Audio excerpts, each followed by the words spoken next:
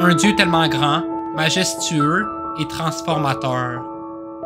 Nous avons un Dieu infini, majestueux, parfait, immuable. De plus, nous avons besoin de s'appuyer sur lui pour être transformés. Aujourd'hui, 2 passages seront abordés.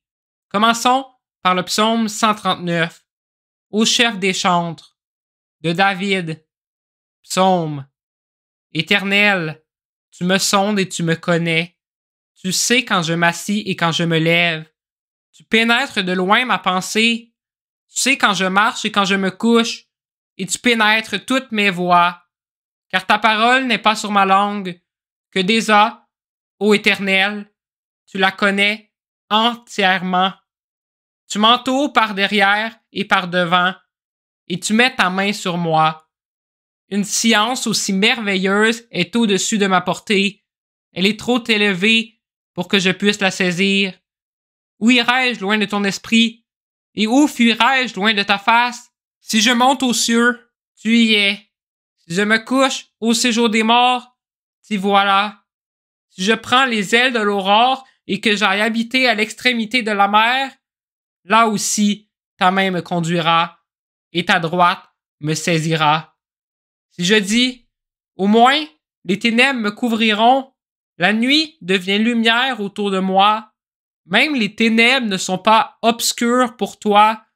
La nuit brille comme le jour, et les ténèbres comme la lumière.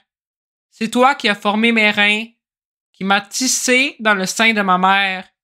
Je te loue de ce que je suis, une créature si merveilleuse. Tes œuvres sont admirables, et mon âme le reconnaît bien. Mon corps n'était point caché devant toi lorsque j'ai été fait dans un lieu secret, tissé dans les profondeurs de la terre. Quand je n'étais qu'une masse informe, tes yeux me voyaient, et sur ton livre étaient inscrits tous les jours qui m'étaient destinés, avant qu'aucun d'eux existât. Que tes pensées, ô Dieu, me semblent impénétrables, que le nombre en est grand. Si je les compte, elles sont plus nombreuses que les grains de sable. Je m'émerveille, je suis encore avec toi. Ô Dieu, puisses-tu faire mourir le méchant? Homme de sang, éloignez-vous de moi. Ils parlent de toi d'une manière criminelle. Ils prennent ton nom pour mentir.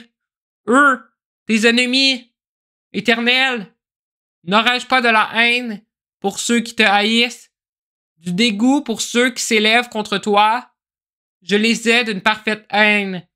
Ils sont pour moi des ennemis. Sonde-moi, ô Dieu, et connais mon cœur. Éprouve-moi et connais mes pensées.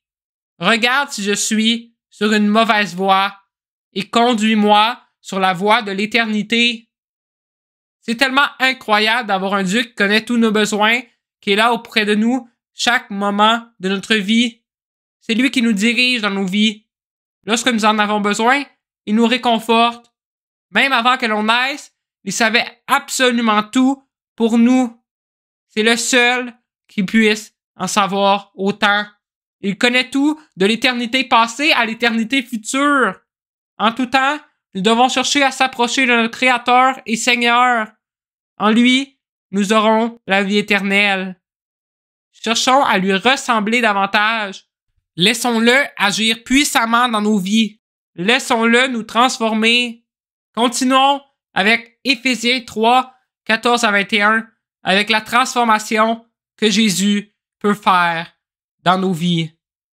À cause de cela, je fléchis les genoux devant le Père, de qui toute famille, dans les cieux et sur la terre, tire son nom, afin qu'il vous donne, selon la richesse de sa gloire, d'être puissamment fortifié par son esprit dans l'homme intérieur, en sorte que Christ habite dans vos cœurs par la foi, afin qu'étant enraciné et fondé dans l'amour, vous puissiez comprendre avec tous les saints quelle est la largeur, la longueur, la profondeur et la hauteur, et connaître l'amour de Christ qui surpasse toute connaissance, en sorte que vous soyez remplis jusqu'à toute la plénitude de Dieu. Or à celui qui peut faire, par la puissance qui agit en nous, infiniment au-delà de tout ce que nous demandons ou pensons.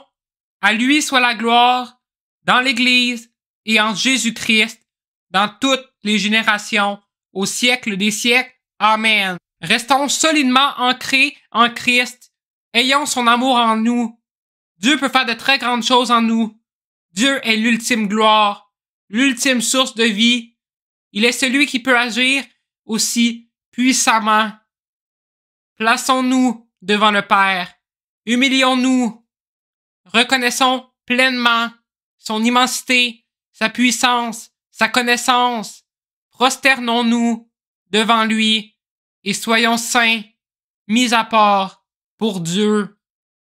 Souvenons-nous de toujours chercher la croissance spirituelle et que Dieu est toujours là.